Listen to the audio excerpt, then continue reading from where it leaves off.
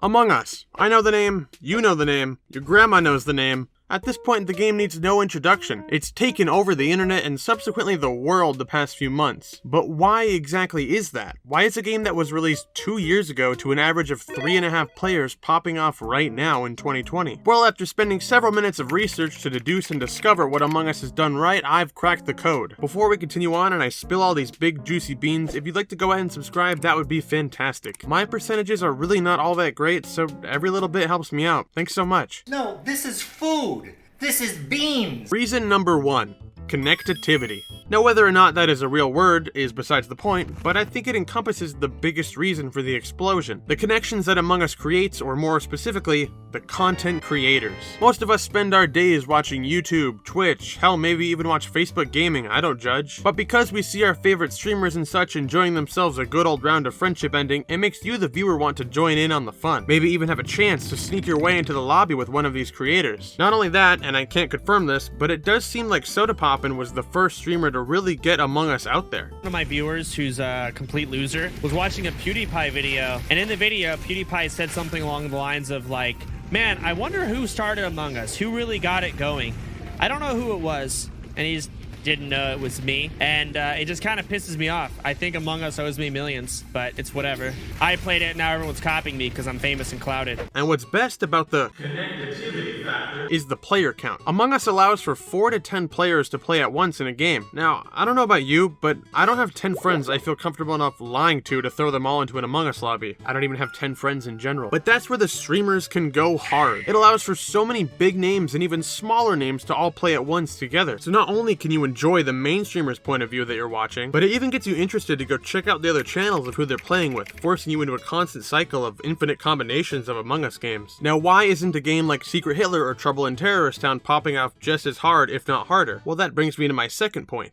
Accessibility. If you want to play something like Secret Hitler, you've got to find a browser online to play, or you've got to buy a game like Tabletop Sim. You got to find people who actually want to play a card game. If you're trying to play Trouble in Terrorist Town, you've got to buy Gary's mod, you've got to buy Counter-Strike Source, you got to set up a server. Jesus, my brain hurts just thinking about it. With Among Us, you make a single $5 purchase on Steam, or, now here's the big one, you can literally play it for free on mobile. And this is where they get you. Mobile gamers, I think, are a much stronger race than any of us realize, and the ability for someone to play the entire game for free and have the same experience just on the phone is terrifying. And I assume that most people that download it on the phone get to thinking, well, that was pretty fun, but I should probably pick it up on PC. No way, it's $5? And if you look to your left, you'll see we've discovered consumerism. So virtually anyone can get their hands on a copy of Among Us, or even if they themselves can't enjoy the game, you've certainly got your fair share of content out there. Wait, but those other games were also accessible. What's so special about Among Us? Well, that brings me to my next point, and this one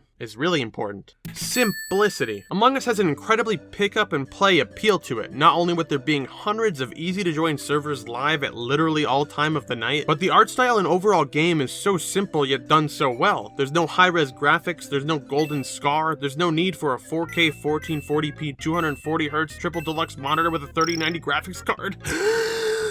You're just an harmless little baby. With dozens of customization options as well, you can truly make your little murderer feel like your little murderer. The maps, characters, and aesthetics of the game are all drawn incredibly well, and on top of that, the gameplay is really easy to get the hang of. Even if you're doggy doo-doo at the game, figuring out how to wiggle some leaves around or report a dead body isn't very complicated at all, and it allows for literally anyone to enjoy the game, whether they're an avid gamer or not. I don't play a whole ton of these social deception type games, but something I like about Among Us is that even if you're a crewmate, you actually get to play the game. Giving the innocent slash crewmates tasks to go around doing is not only fun because it gives the player something to do and a secondary way to win besides just killing the imposters, but it can also lead to some big meta plays for watching and waiting for the bar to move. Now, I'm not saying Among Us is the only game to do this. I'm sure there's lots of other games who do it just as well, if not better. All I know is that when I'm innocent in Trouble in Terrorist Town, I don't get to do anything but just sit there and wait for the traitors to trade. Not to mention the fact that because of how simple and cute the art style is, unique thumbnails and animations are aplenty, with people being able to make designs using just the standard assets of the game, or even really sick original animations that, even though I don't know jack about animation, I can only assume are relatively easy and fun to do because of how simple the art style is. As for my final point, and perhaps the most important one of them all,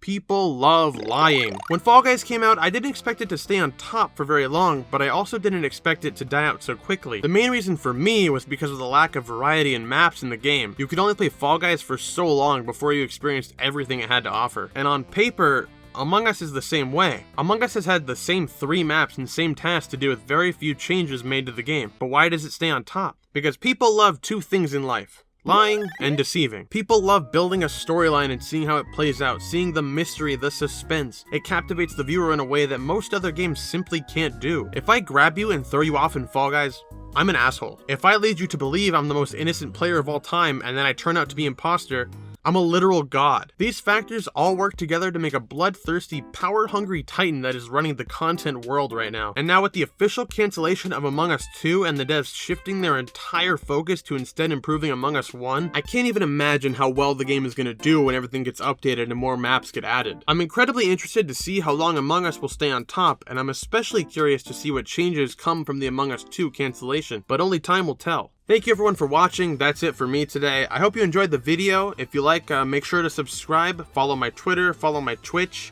I stream all the time. I hope you enjoyed my stupid little way of writing this video. Honestly, I just wanted to talk about Among Us, and I thought this would be fun. So yeah, thanks again for watching. But now if you'll excuse me, my people need me.